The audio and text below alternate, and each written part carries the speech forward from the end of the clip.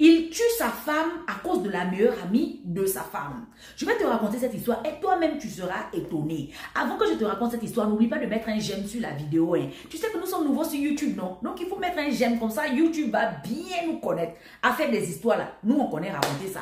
Voici l'histoire. C'était un couple en Afrique là-bas, ils étaient mariés. Et depuis longtemps, la femme n'arrivait pas à tomber enceinte. C'est comme ça que la famille du monsieur a commencé à appuyer la femme. Oh, depuis que toi tu es marié à notre frère là, c'est comment? Tu ne fais pas d'enfant, il y a quoi? Depuis que tu commences. Donc, à chaque fois, ils ont commencé à appuyer cette femme-là. La femme était fatiguée. C'est comme ça qu'un jour, la femme s'est levée et dit non, moi je m'en vais d'abord à l'hôpital pour essayer de voir qu'est-ce qui ne va pas avec mon ventre. La femme est partie à l'hôpital. Ils ont fait les examens de la femme, ils ont tout fait. C'est comme ça que le docteur a dit à la femme que non, madame, toi tu n'as rien. Tu n'as rien, donc il faut revenir à l'hôpital ici avec ton mari. La femme dit ok. La femme retourne à la maison, c'est comme ça qu'elle dit à son mari que ah chérie, j'étais à l'hôpital. Hein. Le docteur dit que je n'ai qu'à venir avec toi à l'hôpital. Le mari a commencé à se fâcher. Oh non, pourquoi tu vas partir à l'hôpital sans moi? Est-ce que je t'ai donné l'autorisation de faire ça? Pourquoi tu prends les initiatives? Tu ne m'en parles pas. Le monsieur a commencé à se fâcher contre sa femme. C'est comme ça que la femme est retournée à l'hôpital en cachette. Elle a dit au docteur que ah docteur, là où je suis là, tu m'as demandé de revenir avec mon mari, comme ça on va faire les examens sur moi, on fait les examens sur mon mari. Il ne veut pas venir à l'hôpital, même quand il a su que je suis venue à l'hôpital seule là. Ça a été un problème à la maison là-bas, je ne peux rien faire. C'est comme ça que le docteur a dit à la femme là que ah, ça va rester entre toi et moi. Souvent quand tu fais le tchouk avec ton mari là, les liquides de ton mari là, faut prendre. Tu prends, tu amènes ici, je vais faire l'examen sur les liquides de ton mari. La dame a accepté. Quand la dame a fait le tchouk avec son mari, effectivement, elle a récupéré les liquides de son mari qu'elle a ramenés en cachette à l'hôpital. Et c'est comme ça que le docteur a commencé à faire les examens sur le liquide du mari. Et le docteur a dit à la dame que, ah, toi, c'est pas de ton côté. Hein. La personne qui ne fait pas les enfants, c'est pas toi, mais c'est plutôt ton mari. La dame était là. Et ce jour-là, quand la dame partait à l'hôpital, elle partait avec sa meilleure amie qui était là. En chemin du retour maintenant, elle disait, la meilleure amie lui disait que, ah copine, maintenant que tu sais que la personne qui ne fait pas d'enfant c'est ton mari, tu fais comment? Il faut le laisser, non? Elle a dit à sa copine que non, je ne peux pas laisser mon mari. Oh. J'aime mon mari, je ne peux pas laisser ce foyer-là. J'aime mon mari, je ne peux pas. C'est comme ça que elle et sa meilleure amie, elles ont trouvé maintenant un plan rocambolesque. Le plan était que celle, la dame du monsieur là, devait partir faire le tchouka dehors pour amener les enfants à la maison sans que le mari ne sache. Pour ne pas vexer le mari, genre pour dire au mari que ah mon mari c'est toi qui ne fais pas d'enfants, machin. Pour ne pas vexer le mari, pour couvrir son mariage, elle a réfléchi à ce plan là avec sa meilleure amie. C'est comme ça qu'elle va commencer à mettre le plan en place. Dans la foulée, voilà maintenant la dame mariée là qui a commencé à partir dehors. Elle a rencontré un monsieur. Un monsieur dehors avec qui elle a commencé à faire une double relation vu qu'elle était mariée. Donc le but c'était de faire le tchouka dehors, tomber enceinte dehors et ramener l'enfant à la maison. C'est comme ça qu'elle a commencé à faire le tchouka dehors là-bas avec le nouveau gars qu'elle a rencontré. Quand elle a rencontré le nouveau gars, ils ont commencé à bien faire le tchouka jusqu'à elle est tombée enceinte du nouveau gars. Quand elle tombe enceinte du nouveau gars, elle amène la grossesse à la maison. Elle annonce à son mari que, ah, chérie, je suis enceinte de toi. Le mari était content que, hey, enfin, depuis qu'on est mariés, hein, depuis que nous sommes mariés, là, tu ne ramènes pas de grossesse, tu ne tombes pas, tu ne tombes même pas enceinte de moi, rien. Hein, il était temps là, il était temps. Le mari était tellement content. Ils ont célébré ça avec toute la famille. La dame a accouché. Quelques temps plus tard après l'accouchement, la dame est retournée encore chez le gars avec qui elle faisait le tchouka dehors là. Elle est retournée encore avec le gars là. Elle est tombée enceinte là-bas encore pour une deuxième fois. Deuxième fois, elle tombe encore enceinte. Elle donne encore la grossesse à son mari. Chérie, je suis tombée encore enceinte pour la deuxième fois. Le monsieur était content. Oh, voilà, j'ai maintenant 2 enfants. Tout ça, la dame mariée est au courant. Sa meilleure amie aussi est au courant. Le monsieur, le marié, lui n'est même pas au courant de tous les plans. Il n'est même pas au courant que lui-même, il n'arrive pas à faire d'enfant. Rien. Il célèbre. Ils sont contents pour le deuxième enfant. Quelques temps plus tard, après la naissance du deuxième enfant, le monsieur avec qui cette dame-là faisait le tchouka dehors. Donc le monsieur du dehors et la dame, c'était terminé. Donc la dame ne pouvait plus tomber enceinte de ce monsieur-là. Vu qu'elle ne voyait plus ce monsieur, c'était terminé entre eux dehors là-bas. La dame a dit, bon, comme c'est terminé avec ce monsieur avec qui j'ai fait mes 2 enfants, que j'ai collé à mon mari là, je vais voir ce que je vais faire encore. C'est comme ça que la dame rencontre encore un autre homme dehors là-bas. Quand elle rencontre l'autre homme qui est dehors là-bas, elle tombe enceinte du nouvel homme qui est dehors là-bas. Bam! Quand elle tombe enceinte du nouvel homme, elle amène l'enfant là à la maison, elle donne à son mari. Chérie, je suis encore enceinte de toi. Oh. Le mari dit, hé, troisième enfant. La dame dit, oui, oh, troisième enfant, oh, c'est toi le père, oh, chérie, c'est toi le père. Le monsieur était content parce qu'il est marié avec sa femme. Sa femme tombe enceinte pour la troisième fois maintenant, il est content. Donc la femme avait trouvé un nouveau gars encore, un deuxième gars. Parce qu'avec le premier gars avec qui elle faisait le tchouka-tchouka dehors là, le premier gars et elle, c'était fini. Il fallait qu'elle trouve un deuxième gars. Elle a trouvé un deuxième gars, elle est tombée enceinte du deuxième gars. Ça fait 3 enfants maintenant qu'elle a ramené à la maison. Avec le deuxième gars là, elle tombe encore enceinte pour la deuxième fois avec le deuxième gars. Ça fait 4 enfants maintenant qu'elle ramène à la maison. Avec le deuxième gars aussi, elle s'est discutée maintenant avec le deuxième gars et c'est fini avec le deuxième gars. Elle dit, ah, j'ai ramené 4 enfants à la maison. Le deuxième gars là, lui aussi, c'est fini maintenant. On fait comment? Elle trouve encore un troisième gars. Le troisième gars qu'elle trouve là, elle fait encore un enfant dehors là-bas, bam! Ça fait 5 enfants maintenant qu'elle ramène à la maison. Donc au total, ça fait 5 enfants avec 3 pères différents dehors là-bas. Tu vois non? Elle ramène les enfants, elle donne tout à son mari. Oh chérie, c'est toi qui m'as grossi. Donc le monsieur est là avec sa femme. Lui, il sait que bon, moi j'ai grossi ma femme. Oh. J'ai grossi ma femme m'a fait 5 enfants. Ils ont commencé à vivre comme ça et le monsieur était content. Il a ses 5 enfants et tout et tout. Il était joyeux. Lui, le monsieur, il était sûr que c'était pour lui les enfants. Le mari était sûr que c'était pour lui les enfants.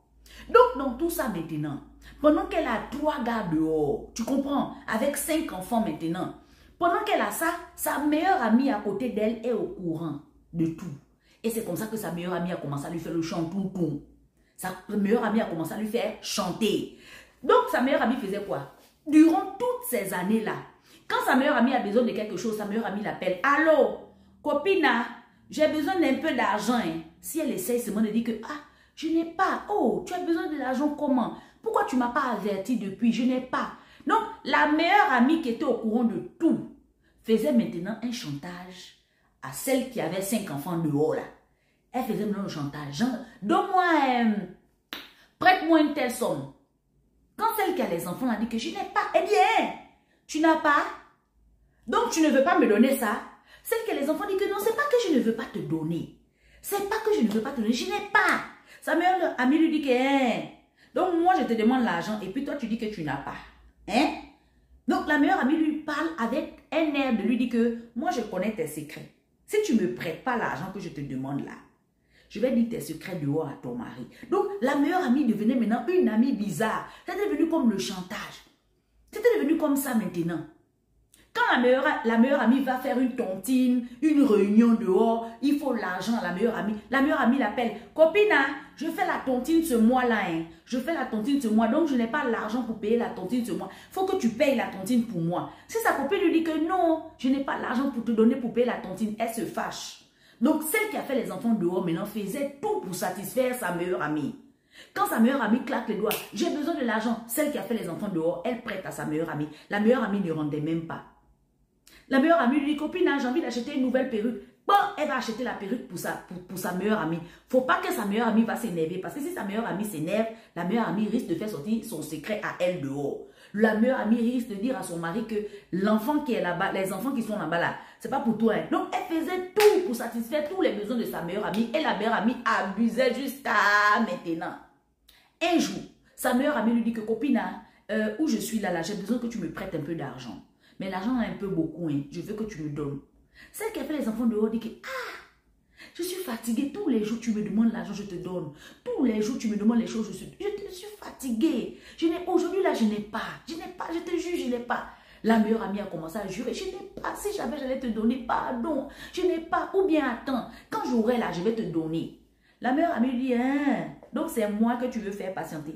C'est moi que tu veux faire attendre. Ok, attends maintenant. Attends voir, tu vas voir ce qui va se passer tout de suite là. C'est comme ça que la meilleure amie s'est levée.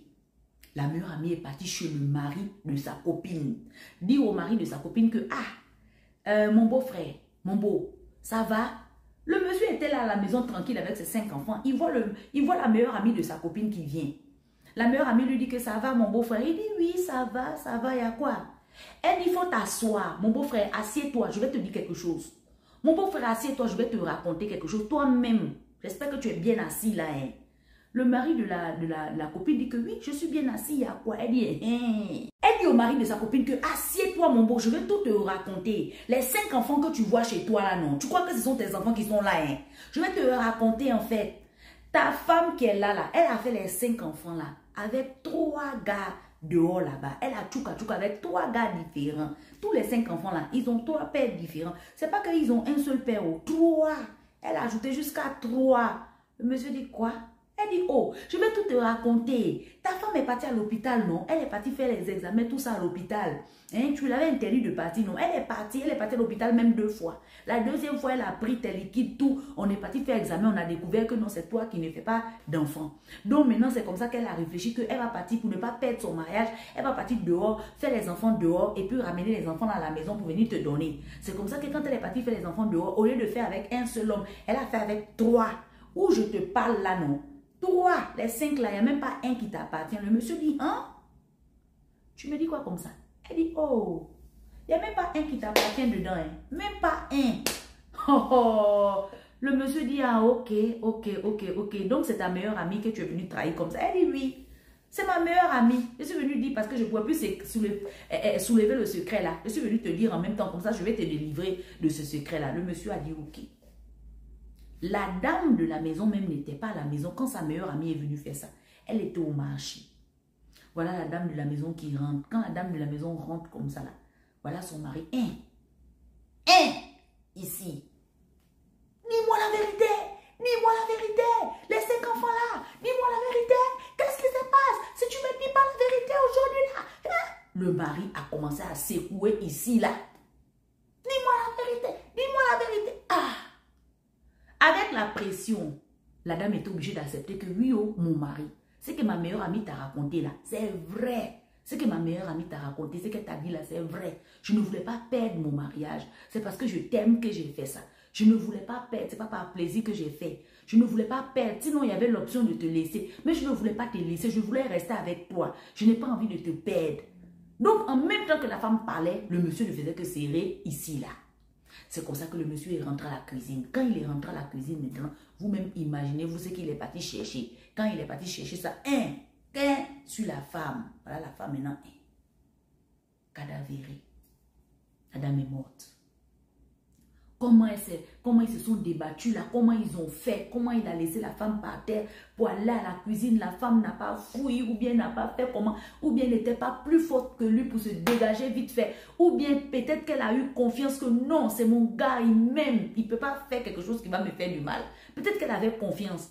Tu vois, quand il est parti à la cuisine, je ne sais pas. S'il est parti à la cuisine avec elle, il a envoyé jusqu'à la cuisine, ou bien peut-être il a laissé là à terre, il est parti à la cuisine, il est revenu. Je ne sais pas qu'est-ce qui s'est passé là-bas. Finalement, la femme, elle n'est pas sortie de la vivante. Elle n'est pas sortie de la vivante. Quand le monsieur a fini de faire ça, il a dit aux enfants, allez-y, appelez la police. Dites à la police que je viens de faire ça. Dites à la police que je viens de finir avec ma femme. C'est comme ça que les policiers sont venus l'attraper là. Le monsieur, en ce moment que je vous parle là, il est en prison. La meilleure amie maintenant, qu'est-ce qu'on doit faire à la meilleure amie? Est-ce que la meilleure amie, c'est à elle la faute? On ne sait pas. Où la meilleure amie est, on ne sait pas. On ne sait pas à qui la faute dans cette histoire-là. On ne saura jamais à qui est vraiment la faute dans cette histoire. On ne saura jamais. À vous de renchérir, à vous de dire un peu votre analyse en commentaire. À qui est-ce la faute? Voilà, qui a fauté, qui n'a pas été bon. Est-ce qu'on pouvait éviter ça? Essayez un peu d'argumenter en commentaire. À vous la parole, à vous de renchérir.